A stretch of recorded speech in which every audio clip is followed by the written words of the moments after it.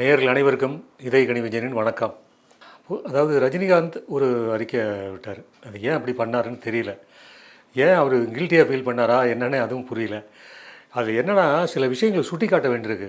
ரஜினிகாந்த் சொன்னதில் அது ஒரு ஒரு பிரச்சனை ஓடிக்கிட்டு இருக்கு. இப்போ அவர் ரசிகர்களுக்கு சொல்லியிருக்காரு, நீங்கள் அவங்க தவறு நீங்கள் செய்கிற தவறு வந்து விஜய் பாதிக்கக்கூடாது, விஜயனுடைய அரசுக்கு பாதிப்பு வரக்கூடாது அப்படின்னு சுட்டி காட்டியிருக்காரு. அது ஏன் தேவையில்லாமல் அதை போய் சொன்னாருன்னு தெரியல. இது என்னென்னா இதுக்கு ஒரு பின்னணி இருக்குது. இந்த மேட்டரில் ஒரு பின்னணி இருக்குது. அதாவது 1996 இவர் அதிமுகவுக்கு எதிராக ஆண்டவனே வந்தாலும் ஜெயலலிதா திருப்பி ஆட்சிக்கு வந்தால் ஆண்டவனால் கூட காப்பாற்ற முடியாது அப்படிங்கிற மாதிரி ஒரு பேச்சை சொல்லி ஒரு பேட்டியை கொடுத்து அது பெரிய ஒரு ட்ரெண்ட் ஆச்சு. அன்றைக்கி அதிமுக மீது மக்களுக்கு அதிருப்தி இருந்தது. அதனால் அந்த தேர்தலில் அதிமுக மோசமான தோல்வியை தழுவியது. 1991 160 சீட்டு வந்த அதிமுக 96 அந்த ஆட்சியினுடைய முறைகேடுகள், சீர்கேடுகள், குளறுபடிகள்னால வந்து 4 சீட்டு தான் வந்துச்சு. அதுக்கு காரணம் காக்காவுக்கார பணமளவு விழுந்த கதை மாதிரி ரஜினிகாந்த் சொன்னதுனால இல்லை. மக்களுக்கு ஏற்கனவே அதிருப்தி இருந்தது, மக்களுக்கு ஏற்கனவே கோபம் இருந்துச்சு. அந்த கோபத்தை ஓட்டில் காமிச்சிட்டாங்க. ஆனால் அதை அறுவடை பண்ணது என்னென்னா திமுகவும் தமிழ் மாநில காங்கிரஸும். அன்றைக்கி அந்த கூட்டணிக்கு அவர் ரஜினி சப்போர்ட் பண்ணார். அந்த அறிக்கை விட்டதோடு சரி, பிரச்சாரத்துக்கெலாம் அவர் போகலை. கூப்பிட்டாங்க அவர், ஆனால் போக விரும்பலை. வேண்டாம், இதே போதும், நான் உங்களுக்கு என்னோடய சப்போர்ட்டு உங்களுக்கு தான் அப்படின்னு சொல்லி சொன்னார். அந்த கூட்டணி பெரிய வெற்றி பெற்றது. ஆனால் 2001 திருப்பி இவங்க தோற்று போயிட்டாங்க. இவங்க ஆட்சி சரியில்லைன்னு 2001 திருப்பி ஜெயலலிதா ஆட்சிக்கு வந்தாங்க. அவங்க சங்களை கொஞ்சம் மாற்றிக்கிட்டாங்க. அவங்களோட தன்னுடைய போக்கு, அரசியல் போக்கையும் ஆட்சி போக்கையும் கடந்த கால ஆட்சி போக்கிற தவறுகளையும் திருத்தி கொண்டு வந்ததுனால 2001 திருப்பி ஜெயலலிதா ஜெயித்தாங்க. அந்த நடுவில் ஒரு சூழ்நிலையில் ரஜினிகாந்த் ஒரு சந்திக்கிற ஒரு சந்தர்ப்பம், ஒரு நட்பு ரீதியாக வந்து பேசக்கூடிய சந்தர்ப்பம் ஏற்பட்டது. அப்போ பேசிகிட்டு இருந்தப்போ அவருக்கு அரசியல் மீது கொஞ்சம் அதிருப்தி இருந்தது. இது சரியாக வராது, நமக்கு அரசியல் சரியாக வராதுன்னு சொல்லி ஒதுங்கிட்டார். யாருக்கும் ஆதரவு தெரிவிக்கிறதில்ல. அப்பப்போ ஏதாவது அறிக்கை விடுவார், இது பண்ணுவார். அவங்க அது பார்த்தா கொஞ்சம் குழப்பத்திலேயே இருக்கும். நான் எப்படி வருவேன், எப்போ வருவேன்னு யாருக்கும் தெரியாது, ஆனால் வர வேண்டிய நேரத்தில் கரெக்டாக வருவேன் அப்படின்னு 5 டயலாக் மட்டும் சினிமாவில் வந்துக்கிட்டே இருந்துச்சு. அது வந்து எந்த பிரயோஜனம் இல்லைன்னு நிரூபிச்சிட்டார் கடைசி நேரத்தில். அரசியல் இது பண்ண போகிறேன் அப்படின்னு சொல்லிட்டு கடைசியில் ஒன்றும் பண்ணலைங்கிறது வேற உடல்நிலை காரணம் காட்டி ஒதுங்கிட்டாருவீங்க. அதெல்லாம் இப்போ சுட்டி காட்டுறாரு. நான் அரசியலுக்கு வந்திருந்தேன்னா, நான் தேர்தல் நின்றுருந்தேன்னா 100% வெற்றி பெற்றிருப்பேன் அப்படின்னு சொல்கிறார். நீங்கள் வராத ஒன்றுக்கு போய் நீங்கள் 100% எங்கே? மக்கள் நீங்கள் வந்தால் ஒரு மாறுதல் இருந்திருக்கும், ஓகே. ஆனால் 100%ங்கிறது வந்து அது உங்களை நீங்களே மிகப்படுத்தி ஒரு பில்டப் கொடுத்துக்கிறீங்கிறது தான் அர்த்தம். அப்போது ரஜினிகிட்ட நான் சொல்கிற அந்த காலகட்டத்தில் 96 தேர்தலுக்கு அப்புறம் சந்திக்கிற ஒரு சந்தர்ப்பத்தில் ஒரு சில விஷயங்கள் சுட்டி காட்டும்போது நம்மளுடைய பாப்புலாரிட்டி, அதாவது இவருடைய அந்த ரசிகர்களுடைய செல்வாக்கை மிஸ்யூஸ் பண்ணக்கூடாது, மிஸ்யூஸ் பண்ணுறதுக்கு இடம் கொடுக்கூடாது அப்படிங்கிற ஒரு கோரிக்கையை முன் வச்சப்போ அவர் என்ன சொன்னார்னா, நீங்கள் சொல்கிறதெல்லாம் கரெக்டு தான், எனக்கு அது நியாயம்தான், அதில் ஒத்துக்கிறேன். அது என்னென்னா 100 ரூபா நோட்டு பார்க்காதவங்க ரசிகர்கள் கூட 10,000 நோட்டை பார்த்தவொடனே கரெக்ட் ஆகிட்டாங்க. அதனால் இதுவே ஆபத்து, அரசியலுக்கு வந்தால் இது ஆபத்து அப்படிங்கிறத வந்து நான் வந்து ஒதுங்கினது காரணங்கள் அது ஒரு காரணம். அந்த தவறு நடக்கக்கூடாதுன்னு நினச்சேன் அப்படிங்கிற மாதிரி ஒரு கருத்து சொன்னார். இப்போ சொன்னதும் கரெக்டு தான். இப்போ ரஜினிகாந்த் சொன்னதும் கரெக்டு தான். ஆனால் இவங்க சைடில், தாவேகா சைடில் அவங்களுக்கு பிடிக்கல. அப்படி ஒரு கருத்து சொன்னது பிடிக்கல. சோசியல் மீடியாவில் அடித்து விட்றாங்க, கண்டாபடான்னு அடித்து விட்றாங்க. ரஜினிகாந்த் ஏன் அவர் வந்து பேட்டி கொடுத்தாருங்கிற நினைக்கிற அளவுக்கு அடித்து இது பண்ணி ஒரு எதிர்ப்பு ஒரு உணர்வை காட்டிக்கிட்டு இருக்காங்க. இதைத்தான் அவர் சுட்டி காட்டினது. அதாவது அன்றைக்கி நடந்த நிலைமை இன்றைக்கி இன்னும் மோசமாக இருக்கும். பணம் கைக்கு கண்ணு முன்னாடி பணம் இருந்ததுன்னா தலைவராக நமக்கு விருப்பப்பட்டவங்கள நம்ம அபிமானமாக அதெல்லாம் தூக்கி போட்டு போயிடுவாங்க. ஏன்னா அந்த மாதிரி இல்லாமல் நேர்மையாக இருக்கணுங்கிறத கொஞ்சம் தொடர்ந்து பண்ணிக்கிட்டே இருக்கணும், தொடர்ந்து கண்காணிச்சிக்கிட்டே இருக்கணும். எம்ஜிஆர் அதை செஞ்சார்.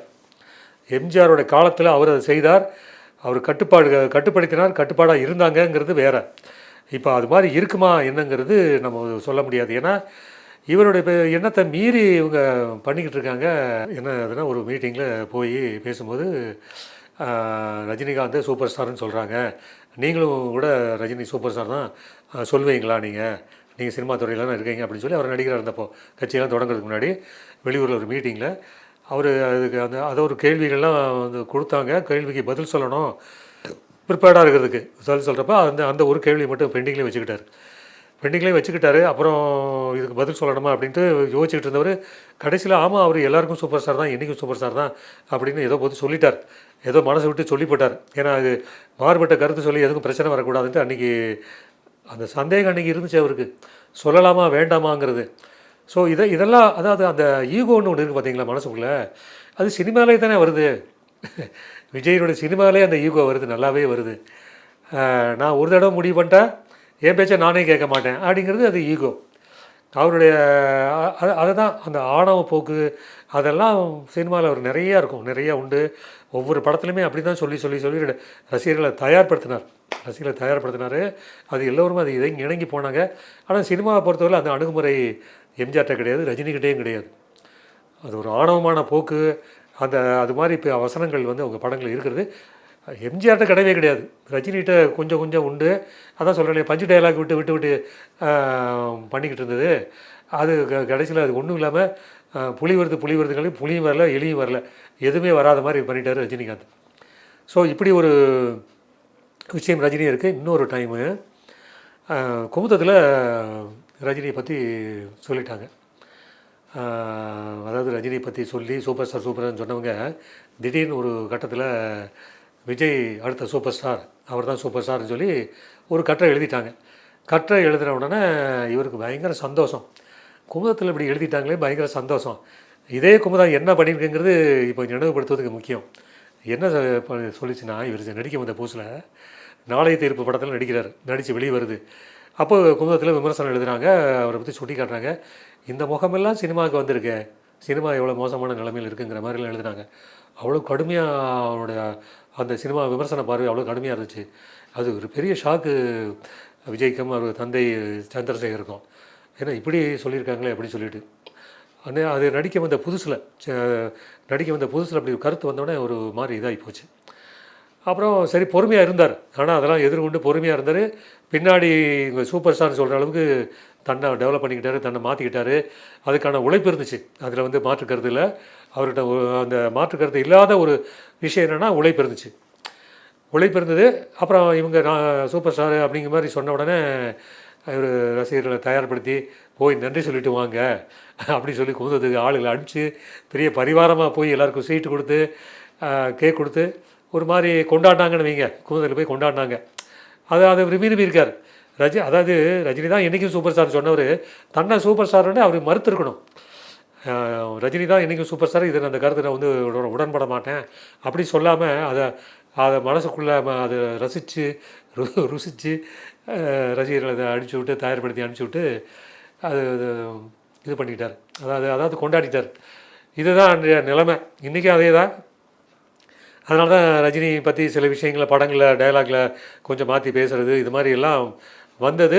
ரஜினி இது எல்லாத்துக்கும் சொல்லி ஒரு பதிலை கொடுத்துட்டு நான் இது சம்பிரதாயத்தை கூட நான் வந்து ஒரு சந்திக்க விரும்பலை, மற்றவங்களாம் போயிருக்கலாம், எனக்கு அதில் உடன்பாடு இல்லை. பட் ஆனால் நான் ஒரு தவறாக வந்து ஒருபோதும் நான் சொல்ல மாட்டேன், சொன்னதில்லை அப்படிங்கிறது கருத்து சொல்லியிருக்காரு. அதுக்கு ஏன் அப்படி எப்போவுமே ரஜினி இந்த மாதிரி பேட்டியே கொடுக்க மாட்டார், என்ன ஆச்சுன்னு தெரியல, ஏன் இப்படி பண்ணாருங்கிறது எல்லாம் அவர் கூட சேர்ந்தவங்க எல்லாமே வருத்தப்படுறாங்க. இப்படி ஏன் தேவையில்லாமல் போய் வாயை கொடுத்து இது பண்ணிக்கிட்டு இப்படி வம்பல மாட்டணும் அப்படிங்கிற மாதிரி ரஜினி பற்றி ஃபீல் பண்ணுறாங்க. அதுதான் தவறான முடிவுகள். அதாவது முடிவெடுப்பதில் தெளிவு இல்லைன்னா இது மாதிரி மாட்டிக்கணும், இது மாதிரி சிக்கலை உண்டாகணும். அது ரஜினிகிட்ட அப்பப்போ அது மாதிரி சிக்கலை அவர் மாட்டிக்கிறார், தேவையில்லாமல் பேசிடுறாரு. ஸோ இது எல்லாமே விஜய்க்கு சாதகமாக இருக்குது. ஆனால் ரசிகர்களோட கட்டுப்பாடு இல்லை. கட்டுப்படுத்துவது ரொம்ப முக்கியம்.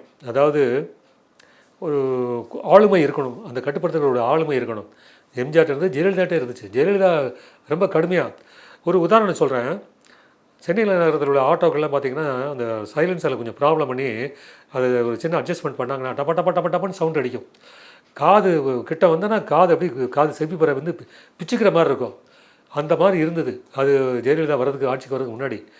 அது வந்ததுக்கப்புறம் அந்த சவுண்டு இதெல்லாம் நின்று போச்சு. அந்த பிரச்சனையே இல்லை. என்னன்னு விசாரித்தா இதான் நடவடிக்கை எடுத்துருவாங்க, அதுமா கண்காணிக்கிறாங்க அப்படின்னு சொல்லி ஒரு இதை ஒரு பிம்பத்தை உருவாக்கி வச்சுருந்தாங்க. அது இருந்துச்சு ஜெயலலிதாட்ட அந்த ஆளுமை விஜய்கிட்ட இருக்கா இல்லையாங்கிறது சந்தேகமாக இருக்குது. ஆனால் ஆளுமை இந்த மாதிரி கட்டுப்படுத்துவதற்கான ஆளுமை வர வேண்டும். அதற்கு அவர் தன்னை தயார்படுத்த வேண்டும்.